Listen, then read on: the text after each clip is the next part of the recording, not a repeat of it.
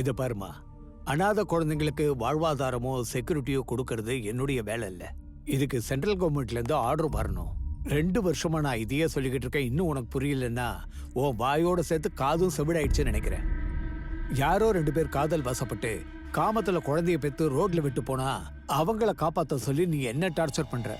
அந்த மாதிரி ஆளுங்க இருந்தா என்ன போனா என்ன? அவங்களால தேசத்துக்கு தான் லாபம் இருக்கா? நீ 60 வயசு பொம்பளை மாதிரி யோசிக்காத, 20 வயசு பொண்ணு மாதிரி யோசி.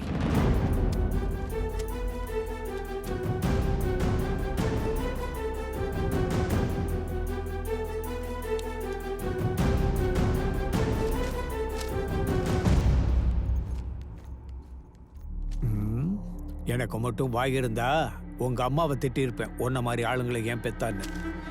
இவளுக்கு உடம்பு முழுக்க திமிருதான். அதான் ஆண்டவன் இவ ஆடியோவை கட் பண்ணிட்டான். ஐயோ, வண்டி ஆஃப் ஆகுற மாதிரி இருக்கே. பெட்ரோல் இருக்கா இல்லையான்னு தெரியல, செக் பண்ணணும். உங்ககிட்ட ஆல்ரெடி நிறைய தடவை சொல்லிட்டேன் அந்த லிஸ்ட்டை கொடுக்க முடியாதுன்னு. நீங்க சொல்ற மாதிரி செஞ்சா என்னோட ஹாஸ்பிட்டலை க்ளோஸ் பண்ற நிலைமைக்கு வந்துடும். ஃபைனலா உங்ககிட்ட ஒரு விஷயம் சொல்றேன். இந்த உலகத்துல யாராவது புருஷன் பொண்டாட்டிக்கிட்ட உங்களுக்கு குழந்தையே பிறக்காதுன்னு அந்த டாக்டர் சொன்னா உடனே டாக்டரை மாத்தி டிஃப்ரெண்ட் வேஸ்ல குழந்தைய பெத்துக்க ட்ரை பண்ணுவாங்க. ஆனா அனாதை குழந்தைய தத்தெடுத்துக்கணும்னு யாருமே நினைக்க மாட்டாங்க. Please madam. நீங்க ப்ளீஸ்ன்னு கெஞ்சினாலும் கிடையாது. இது ஒன்றும் ஹோம் லோன் பர்சனல் லோன் இல்ல, உடனே கிடைக்கிறதுக்கு. ஃபர்ஸ்ட் நீங்க அதை புரிஞ்சுக்கோங்க. எவ்வளவு கஷ்டமா இருந்தாலும் பரவாயில்ல மேடம். இந்த பூமியில அம்மா அப்பா இல்லாத குழந்தைங்க எவ்வளவு பேர் வேணாலும் இருக்கலாம். ஆனா நீங்களும் நானும் இருக்கிற வரைக்கும் அவங்க அனாதையா இருக்க கூடாது. நம்ம பண்றது நல்ல விஷயம்தான். கண்டிப்பா அது ஒரு நாள் சக்சஸ் ஆகும். தொடர்ந்து முயற்சி பண்ணா பொது உலகத்தை உருவாக்கலாம் மேடம். நீங்க ஒரு டாக்டரா இல்லாம ஒரு குழந்தையோட அம்மாவா யோசிங்க. அம்மா அப்பா இல்லாத குழந்தைங்களுக்கு உங்களை மாதிரி ஒரு அம்மா கிடைச்சா அவங்களும் ரொம்ப சந்தோஷமா இருப்பாங்கல்ல மேடம். உங்களோட இந்த முயற்சிக்கு எந்த ஹெல்ப்னாலும் நான் பண்றேன். Thanks madam. நான் எங்க ரெப்புடேஷனை பத்தி யோசிக்காம உங்களுக்காக ரிஸ்க் எடுக்கிறேன். அதனாலதான் எங்க ஹாஸ்பிட்டல்ல பிறந்த குழந்தைங்களோட லிஸ்ட்டை உங்ககிட்ட கொடுக்குறேன். All the best. Thank you madam. Thank you doctor. யார் நீங்க?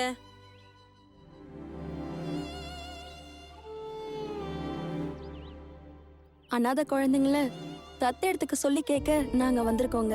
எனக்கு குழந்தை பிறக்கலன்னு உங்ககிட்ட யார் சொன்னா? புரிஞ்சிருச்சு. அந்த அறிவில்லாத கிழவி எங்க அத்தை தான் சொல்லிருப்பா. அவளை என்ன பண்றேன்னு பாரு. அத்தை, ஏண்டி அத்தை? எதுக்கடி இப்ப கத்திட்டு இருக்க? எனக்கு குழந்தை இல்ல, நீதான் இவங்க கிட்ட சொன்னியா? அவங்க கிட்ட சொல்லணும்னு எனக்கு என்னடி அவசியம்? உனக்கு தான் குழந்தை பிறக்காதுன்னு எனக்கு தெரியுமே. உன்னை கழுத்தை பிடிச்சி வெளியில தள்ளிட்டு என் பிள்ளைக்கு இன்னொரு கல்யாணம் பண்ணி வைக்கிறேன். ஏண்டி என் புருஷனுக்கு இன்னொரு கல்யாணம் பண்ணி வைப்பியா? முதல்ல ஒன்ன தள்ளி விடுறேன்டி வெளியே. ஏண்டி எல்லா பிரச்சனைக்கும் நீதான் காரணம். ஐயோ, சொல்றத கேட்க மாட்டேங்கிறாங்க. ஒரு நிமிஷம் நான் சொல்றது கேளுங்க. சாவு சாவுடி. அவங்க கேக்குற மாதிரி இல்ல. நம்ம போலாமா? உங்க யோசனை ரொம்ப நல்லது. அந்த யோசனையை 10 பேர்கிட்ட சொல்றதுக்கு நல்லா இருக்கும். ஆனா அதை ஃபாலோ பண்றது ரொம்ப கஷ்டம்.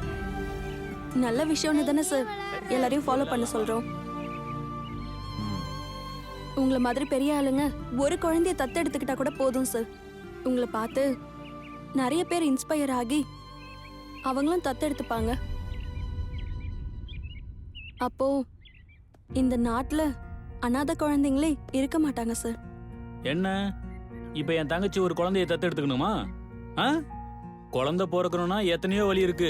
என்ன இருந்தாலும் அவங்க யாருக்கு பிறந்தாங்களோ, எப்படி பிறந்தாங்களோ, எந்த ஜாதியோ எந்த மதமோ தெரியாது. அப்படிப்பட்டவங்கள நாங்க தத்தெடுத்துக்கணுமா? எங்க ஜாதிக்காரங்களா அவங்க வீட்டுல பச்சை தண்ணி கூட குடிக்க மாட்டோம். அப்படிப்பட்டவங்கள நீ வீட்டுக்கே கொண்டு வந்து வளர்க்க சொல்ற? முதல்ல உங்களை சொல்லணும் மச்சான். இவங்கள மாதிரி ஆளுங்களாம் வீட்டுக்குள்ள வர வச்சுட்டு, ஏய் மரியாதையா வெளியே போறீங்களா இல்ல கழுத்தை பிடிச்சி வெளியே தள்ளட்டுமா?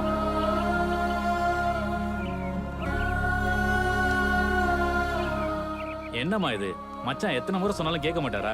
ஏன் இது மாதிரி ஆளுங்கெல்லாம் வீட்டுக்குள்ள விடுறீங்க? உங்களுக்கு குழந்தை தானே வேணும், அதுக்கு எத்தனையோ வழி இருக்கு. எனக்கு எத்தனை டாக்டர் தெரியும், அதுல யாரையாவது ஒருத்தவங்களை கன்சல்ட் பண்ணலாம்ல. அதை விட்டுட்டு இது மாதிரி ஆளுங்களை வீட்டுக்குள்ள விடுறீங்க.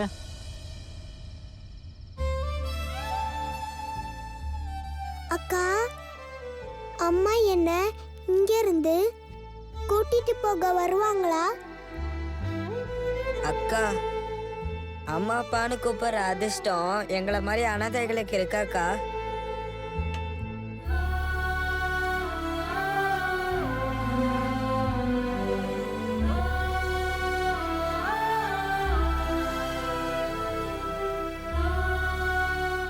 நீங்க அதிர்ஷ்டசாலியா இல்லனா இந்த உலகத்துல பிறந்தும் இருக்க மாட்டீங்க, கீதா அக்காவையும் பார்த்திருக்க மாட்டீங்க. நாங்க அதிர்ஷ்டம் நீங்க சொல்றீங்க, அப்புறம் ஏங்கா எங்க அப்பா அம்மா எங்களை குப்பை தொட்டில போட்டாங்க?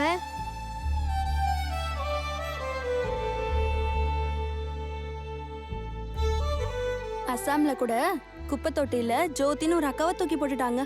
அந்த அக்கா இப்போ அசிஸ்டன்ட் கமிஷனர். உங்களை கூட ஒரு நல்ல அப்பா அம்மாவை பார்த்து அனுப்பி வைப்போம். போவீங்கல்ல? நான் எங்கேயும் போக மாட்டேன்க்கா. உன் கூட அனாதை ஆசிரமத்துல இருந்து நீ சொல்ற வேலையெல்லாம் செய்வேன். பசங்களை ஜாக்கிரதையா பார்த்துப்பேன்.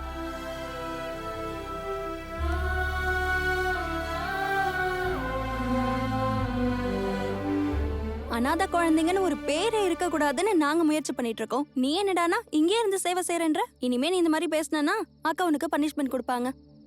சாரி அக்கா.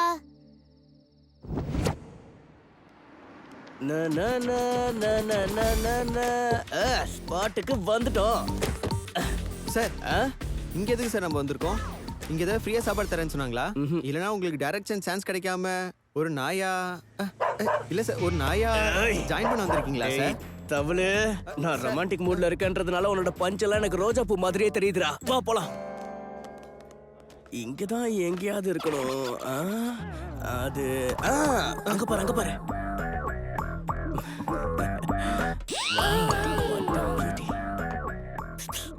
வள்ளி சார்.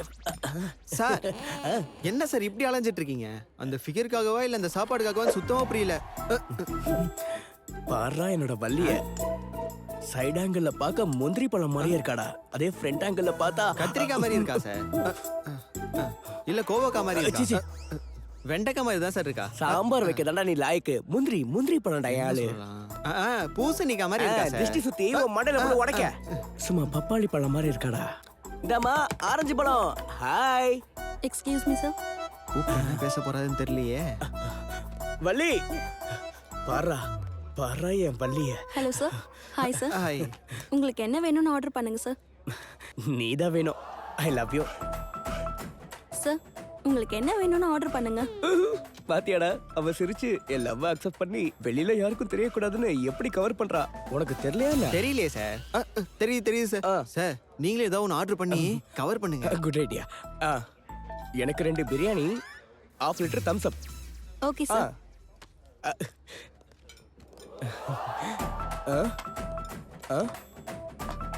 தயிர் சாதமா? Have a good day sir.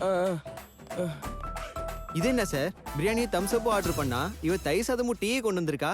தம்பி தவளேஸ்வரம், பாத்தியாடா வள்ளிக்கு என் மேல எவ்வளவு லவ்னு. வெயில் காலத்துல நான் பிரியாணி சாப்பிட்டா ஹீட் ஆகும்னு, எப்பவும் நான் கூலா இருக்கணும்னு தயிர் சாதம் கொண்டு வந்திருக்காடா. டீ எதுக்கு சார்? ரொம்பவும் கோல்ட் ஆயிடக்கூடாதுன்னு சூடா டீ. என்ன லவ்டா சார்? எனக்கு இது டவுட்டா இருக்கு சார். தவளேஸ்வரம் சுவாமி, காதல்ல சந்தேகம் இருக்க கூடாது கண்ணா, நம்பிக்கை மட்டும்தான் இருக்கணும். என் பேச்ச கேளு. தயிர் சாதத்துல டீயை கலந்து காதல் பிரசாதம் நினைச்சு சாப்பிடு. சரிங்க சாமி. என்னடா ஆச்சு இவருக்கு? இவர் காதலுக்காக என்னைய கொலை பண்ண பாக்குறாரு.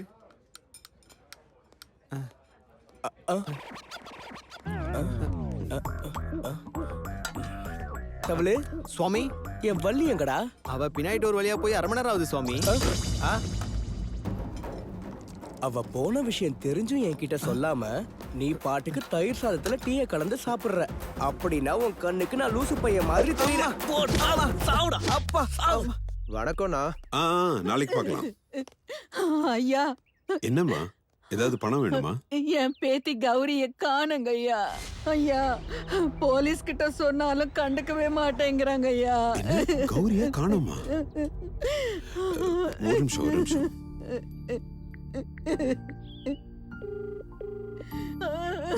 எஸ்ஐ, எங்க அனாத ஆசிரமத்துல கௌரின்ற ஒரு பொண்ணு காணாம போயிருக்கா. அவ எங்க இருந்தாலும் தேடி கண்டுபிடிச்சு அவளை ஏன் முன்னாடி கொண்டு வரணும். உங்களால முடியுமா? இல்ல எஸ்பி கிட்ட பேசவா? சரி. நீங்க எதுக்கும் கவலைப்படாதீங்கம்மா, நான் பேசிட்டேன்ல. உங்க கௌரி நிச்சயமா உங்களுக்கு கிடைப்பாம்மா. ஒரு நிமிஷம், இந்த பணத்தை வச்சுக்கோங்கம்மா. பரவாயில்லம்மா, இருக்கட்டும், செலவுக்கு வச்சுக்கோங்க. நான் இப்ப வெளியே போறேன், நீங்க போங்க. வண்டி எடு.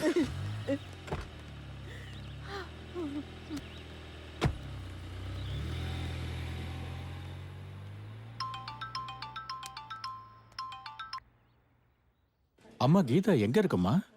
அர்ஜென்ட்டா கொஞ்சம் ஹாஸ்பிட்டலுக்கு வா.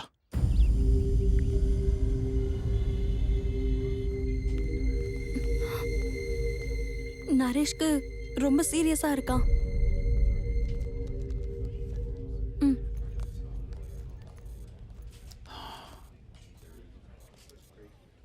சாரிம்மா, கடவுள் நரேஷை கைவிட்டுட்டாரு.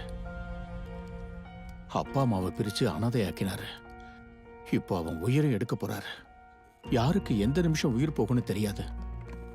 ஆனா நாம ஆர்கன்ஸை டொனேட் பண்ணா அது மூலமா இன்னும் சில உயிர்களை காப்பாற்ற முடியும்.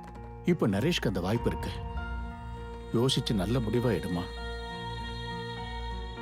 இங்க பாரு தம்பி, இங்க வா. ஹார்ட் ப்ராப்ளத்தோட ஒரு குழந்தை இருக்குன்னு சொன்னல, இந்த குழந்தை தான். இந்த குழந்தைக்கு நரேஷோட ஹார்ட் செட் ஆகும். நீ சம்மதிச்சா இந்த குழந்தைய பழக்க வச்சிடலாம். நல்ல முடிவு. எங்க ஜாதிக்காரங்களா அவங்க வீட்டுல பச்சை தண்ணி கூட குடிக்க மாட்டோம். ஏய், மரியாதையா வெளியே போறீங்களா இல்ல கழுத்தை பிடிச்சி வெளியே தள்ளட்டுமா? வெளியே தள்ளட்டும், வெளியே தள்ளட்டும்.